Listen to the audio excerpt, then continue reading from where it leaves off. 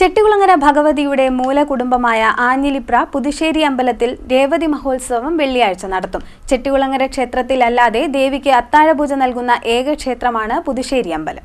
ചെട്ടികുളങ്ങര ഭഗവതിയുടെ മൂലകുടുംബമായ ആഞ്ഞിലിപ്ര പുതുശ്ശേരി അമ്പലത്തിൽ വർഷം തോറും നടത്തിവരാറുള്ള രേവതി മഹോത്സവം വെള്ളിയാഴ്ച നടക്കും. രേവതി മഹോത്സവത്തോടനുബന്ധിച്ച് പ്രസിദ്ധമായ ദീപാരാധനയും അത്താഴപൂജയും ചെട്ടികുളങ്ങര പുറപ്പെട മേൽശാന്തിയുടെ മുഖ്യ കാർമ്മികത്വത്തിൽ നടത്തും. ചെട്ടികുളങ്ങര ക്ഷേത്രത്തിലല്ലാതെ ചെട്ടികുളങ്ങരയിലെ ദേവിക്ക് അത്താഴപൂജ നൽകുന്ന ഏക ക്ഷേത്രമാണ് പുതുശ്ശേരി അമ്പലം. രേവതി മഹോത്സവത്തോടനുബന്ധിച്ച് രേവതി ദിവസം മാത്രം നടത്തുന്ന കലം കഴിക്കൽ വഴിപാട് വേറിട്ടതാണ്.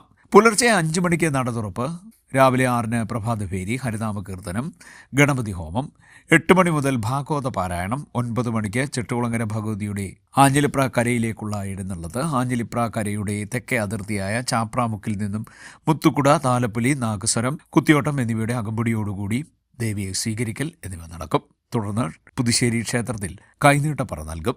ആഞ്ഞിലിപ്ര കരയിലെ പറക്കെഴുന്നള്ളത്ത് ഇതോടെ ആരംഭിക്കും. വൈകിട്ട് 4 മണിക്ക് കെട്ടുകാഴ്ച വരെ ഉണ്ടാകും. 6:30-ന് ദീപാരാധന, ദീപക്കാഴ്ച എന്നിവയുണ്ടാകും. 7 മണി മുതൽ വെടിക്കെട്ട്, 7:30 മുതൽ സേവ, തുടർന്ന് ഭക്തിഗാനസുധ, നൃത്ത സംഗീത നാടകം എന്നിവയുണ്ടാകും. കരയിലെ പറയെടുപ്പിനും അൻപുലിക്കും ശേഷം ചരിത്ര പ്രാധാന്യമുള്ള അത്താഴപൂജ വെളുപ്പിന് നടക്കും. ഇതിനുശേഷം അൻപുലി എഴുന്നള്ളത്ത്, പോളവിളക്ക്, തിരുപ്പന്തോട്ടം, അൻപുലി സമർപ്പണം എന്നിവയും നടക്കും. CDNet news, Mavelikkara.